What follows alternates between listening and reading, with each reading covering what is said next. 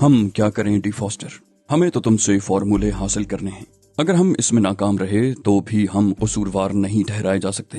ہم تو اپنی ناکامی کا اعتراف کر لیں گے، اس کے بعد ہمیں کوئی غرض نہیں ہوگی. جس کا کام ہے وہ خود ہی نمٹتا رہے گا. تم نے تو خود ہی ایک تجویز پیش کی تھی اور اب خود ہی ہم پر شبے کا اظہار کر رہے ہو.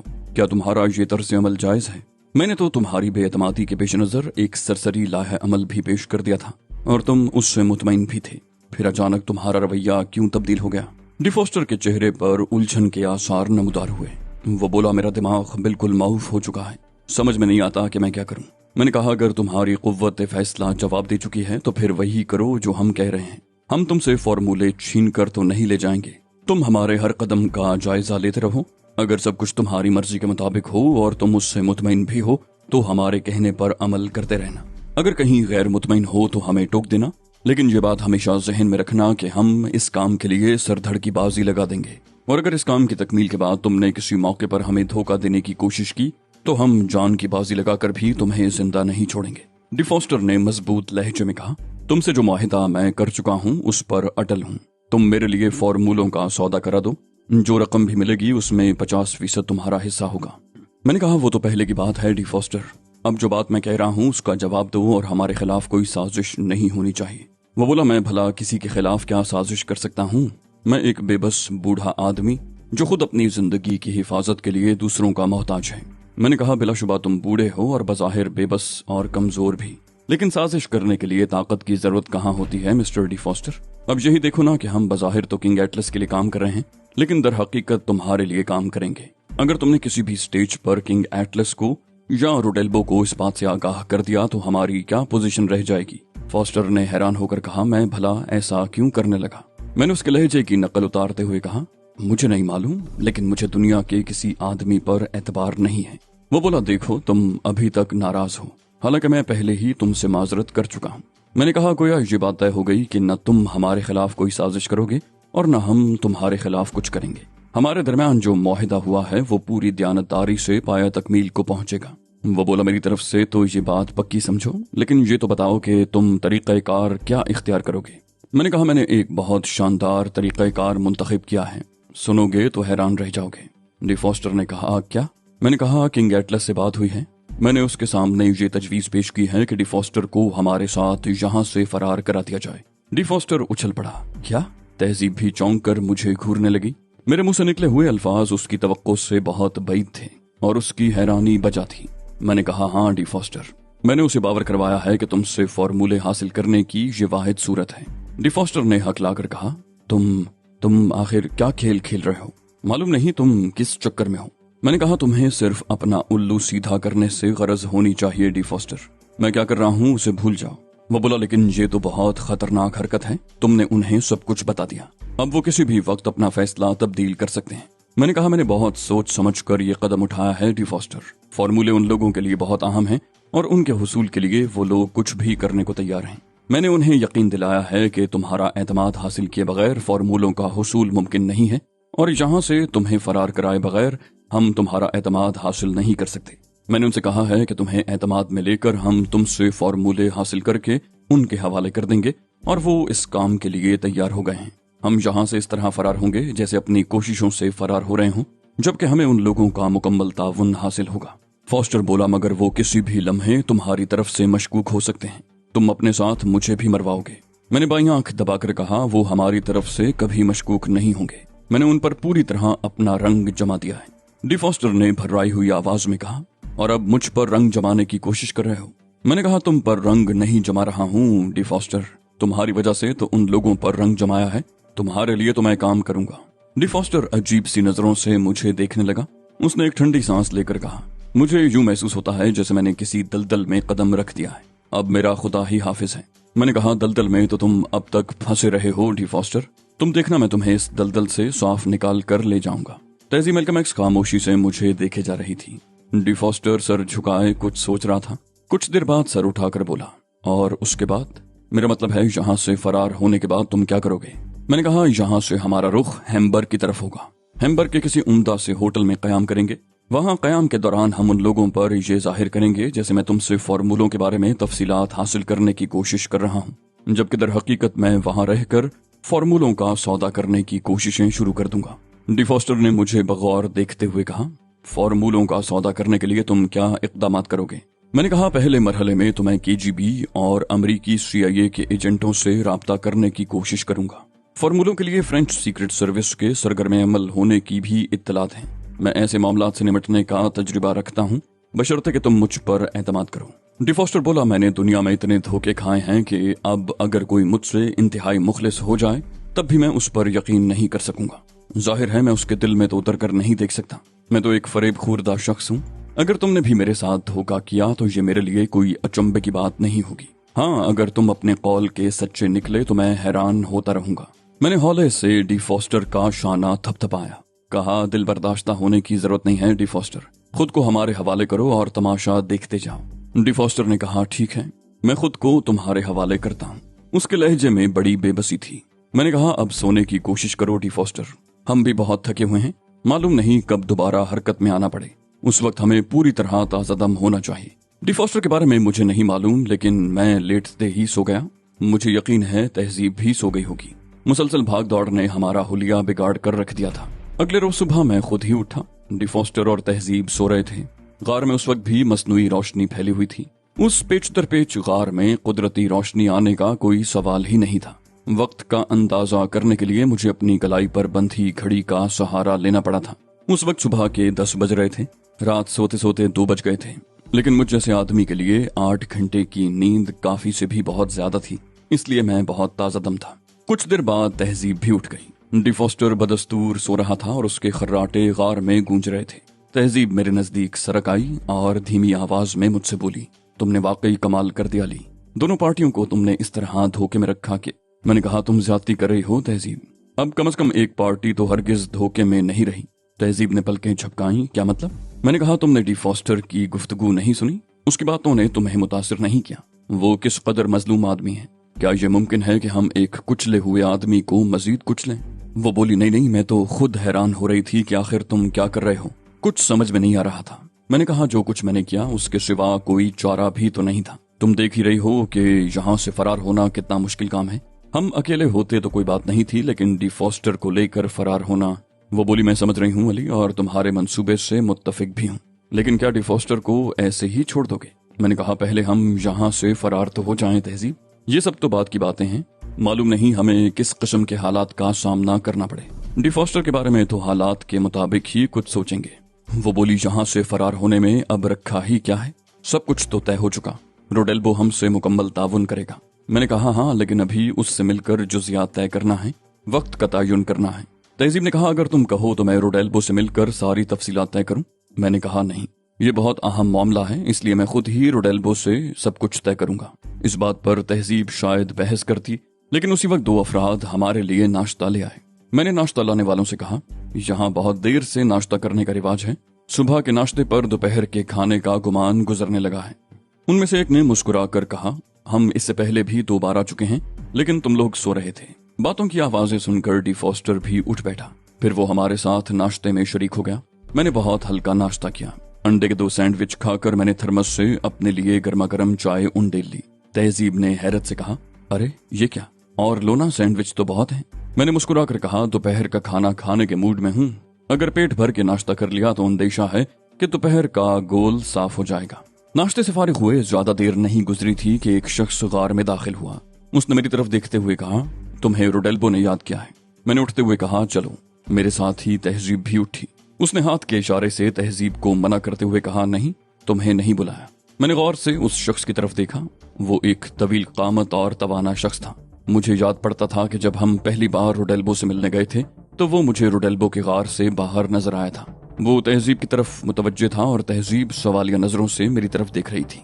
मैंने तहजीब से कहा, ठीक है, तुम यहीं ठहरो, मैं रोडेल्बो से बात करके आता हूँ। तहजीब वापस बैठ गई और मैं उस शख्स के साथ गार से बाहर निकल आया। पेच दर पेच कुदरती सुरंगों से गुजरकर हम एक गार तक पहुंचे, लेकिन ये वो गार नहीं था जहां पहली बार रोडेल्बो से मुलाकात हुई थी। मैंने उस शख्स को घूरते हुए पूछा, रोडेल्बो कहाँ है? उसने बेपरवाही से कंधे उचकाए, होगा कहीं। मैं तो तुम्हें यहाँ इसलिए लाया हूँ कि तुमसे चंद बातें मालूम करनी है। मैंने भिन्ना कर कहा, तुम्हारा दिमाग तो नहीं खराब हो गया? अगर कुछ मालूम करना था तो वहीं कर लिया होता। ये कौन सा तरीका है? वो अय्याराना अंदाज में मुस्कुराया। बोला, क्या फर्क पड़ता है, तुम्हें मेरे सवालों के जवाब देने हैं, यहाँ दो या वहां दे देते, बात तो एक ही है। मैंने कहा, फर्क तो बहुत पड़ता है, तुम मुझे धोखा देकर यहाँ लाए हो, रोडेल्बो को मालूम हो गया तो तुम्हारी चमड़ी उधेड़ देगा। वो आदमी बोला, रोडेल्बो के दिन भी करीब आ गए हैं, बहुत जल्द इस कैंप पर मेरा कब्जा होगा। मैंने कहा, मुझे मालूम नहीं था कि यहाँ भी काली भेड़ें मौजूद हैं। वो बोला, बकवास मत करो और मेरी बातों का जवाब दो। वो शख्स कौन है जिसे उस गार में कैद किया गया है? मैंने कहा, रोडेल्बो ने तुम्हें नहीं बताया? ये बात तो तुम्हें उससे पूछनी चाहिए थी। उसने दांत पीस कर कहा, मैं तुमसे पूछ रहा हूँ और मैं जिससे जो बात पूछता हूँ उसका जवाब हासिल करके ही छोड़ता हूँ। मैंने बड़ी संजीदगी से कहा, ओहो, मुझे मालूम नहीं था, लेकिन उस बूढ़े के बारे में मुझे ज्यादा मालूमात नहीं। उसने झुंझला कर कहा, जितना मालूम है वही बताओ। मैंने कहा, बस इतना जानता हूँ कि उसका रोडेल्बो से खास ताल्लुक है और कुछ नामालूम अफराद उसकी जान के दुश्मन बन गए हैं जिनसे वो छुपता फिर रहा है। उसने कहा, वो नामालूम अफराद उसकी जान के दुश्मन क्यों बन गए हैं? मैंने कहा, मुझे इस बारे में कुछ ज्यादा मालूमात नहीं है। वो बोला, तो तुम लोगों की यहाँ आमद क्या मानी रखती है? मैंने कहा, रोडेल्बो ने हमारी खिदमत इसलिए हासिल की हैं कि हम उसे यहाँ से बाहिफाजत निकाल ले जाएं। वो बोला, क्या हम लोग मर गए थे कि इस काम के लिए उसने किसी और की खिदमत हासिल की?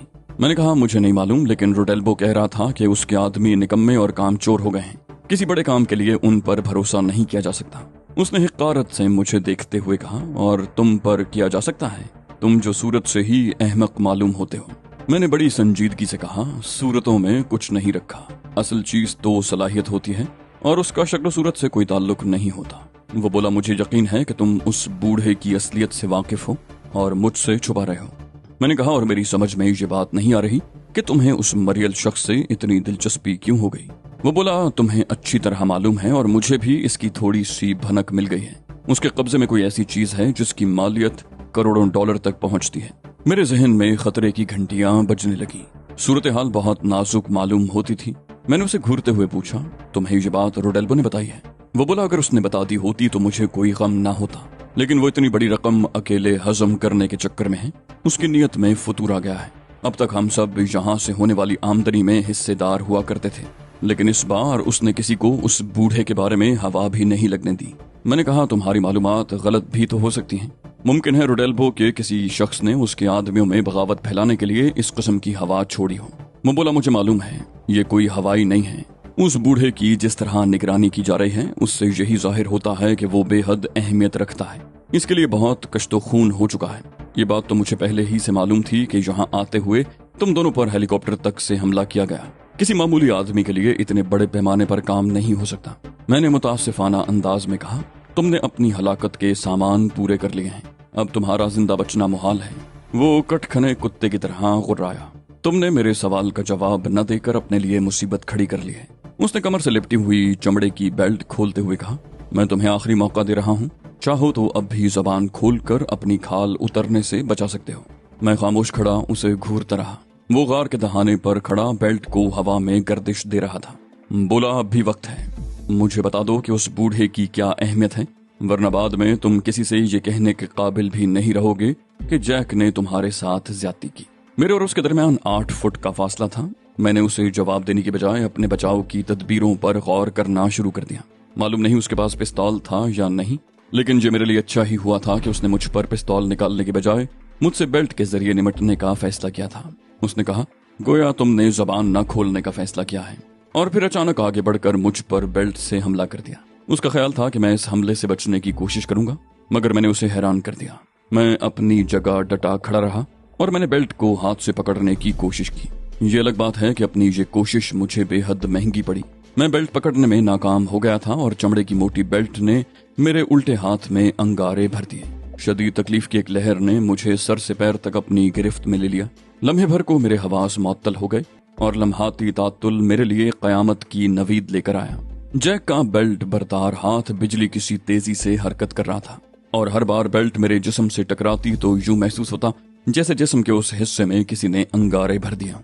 अगर मेरे जिस्म पर कपड़े न होते तो खुदा जाने मेरा क्या हशर होता। मैंने झुकाइयां देकर बेल्ट की जद से निकलने की कोशिशें की, मगर मैं कितनी बार बच सकता था।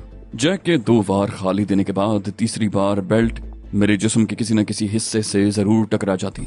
मैंने झल्लाकर जैक पर हमला करने की कोशिश की, लेकिन ये कोशिश भी मुझे महंगी पड़ी। वो न सिर्फ फुर्ती से एक जानिब हट गया बल्कि उसने मजीद कई बार बेल्ट मेरे जिस्म पर रसीद कर दी। बिलाखिर मुझे पीछे हटना पड़ा। कोड़े की तरह लहराती हुई बेल्ट बार बार मेरे जिस्म को चाटने के लिए मेरी तरफ लपक रही थी और मैं उससे बचने के लिए पीछे हट रहा था और कभी झुककर जैक के वार खाली दे रहा था। मेरे जिस्म पर कई मकामात ऐसे थे जहां मुझे आग लगने का गुमान हो रहा था, लेकिन मेरे पास इतना वक्त भी तो नहीं था कि मैं अपनी चोटों को सहला ही सकता। फिर एक बार बेल्ट मेरे हाथ में आ गई और मैंने पूरी कुव्वत से उसे मुट्ठी में जकड़ लिया। मेरी झुंझलाहट पहले ही इंतहा को पहुंची हुई थी। चुनाचे मैंने पूरी ताकत से बेल्ट को अपनी तरफ खींचा। मुझे यकीन था कि ये अचानक झटका जैक के कदम उखाड़ देगा, लेकिन उस वक्त मेरी हैरत की इंतहा न रही जब मैंने देखा कि वो किसी चट्टान की तरह अपनी जगह जमा खड़ा है। उसके फौरन बाद मुझे जवाबी झटका सहना पड़ा। ताकत के एतबार से वो यकीनन मुझसे बहुत ज्यादा था। तभी तो मैं वो झटका सह न सका और मेरे कदम उखड़ गए। फिर दूसरा झटका मुझे मुंह के बल जमीन पर ले गया। अगर मैंने बरवक्त बेल्ट न छोड़ दी होती तो मुंह के बल गार के संगी फर्श पर गिरकर अपने मुंह का भुरता बना बैठता। मैंने तेजी से बेल्ट छोड़कर अपने दोनों हाथ आगे कर दिए। मुंह तो बच गया मगर मेरे दोनों हाथ और घुटने छिल गए। जैक ने दरिंदगी से भरपूर कहकहा लगाया। सफाकाना लहजे में बोला, मैं तेरे जिस्म का रेशा रेशा उधेड़ कर रख दूंगा। मैं फुर्ती से उठ खड़ा हुआ। उसने वक्ती तौर पर हाथ रोक लिया था। शायद वो ये समझ रहा था कि मैं खौफजदा होकर जबान खोल दूंगा। मैंने हाथ झाड़ते हुए कहा, तुम खुश फहमी का शिकार हो गए हो जैक।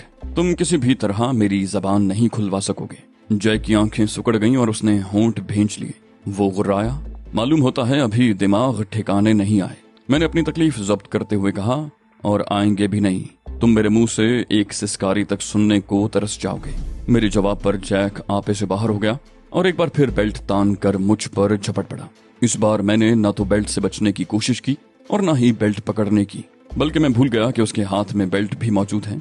जब पिटना ही ठहरा तो जिद्दोजहद क्यों न की जाए। इधर जैक का बेल्ट वाला हाथ हरकत में आया और इधर मैं उस पर झपटा। जैक के ख्वाबो ख्याल में भी नहीं था कि इस कदर पिटने के बाद मैं उस पर यूं झपट पड़ूंगा, इसलिए वो अपने दिफा की तरफ से बिल्कुल ही बेफिक्र हो गया था और यही वजह थी कि मेरे घूंसे को अपना टारगेट तलाश करने में कोई दिक्कत नहीं हुई। गो के इस चक्कर में मुझे अपने जिस्म पर बेल्ट का एक और वार सहना पड़ा, लेकिन दूसरी तरफ जैक के बाएं जबड़े पर भी कयामत गुजर गई। मेरा घूंसा पूरी कुव्वत से उसके बाएं जबड़े पर पड़ा। जैक के हलक से करा खारिज हुई और इस्तरारी तौर पर बेल्ट उसके हाथ से छूट गई। उसने दोनों हाथों से अपना जबड़ा दबा लिया था। शायद उसका कोई दांत भी हिल गया था। कुल्ला तो बहरहाल फट गया था। उसके होंठों से बहने वाला खून गवाही दे रहा था। आने वाहिद में पांसा ही पलट गया।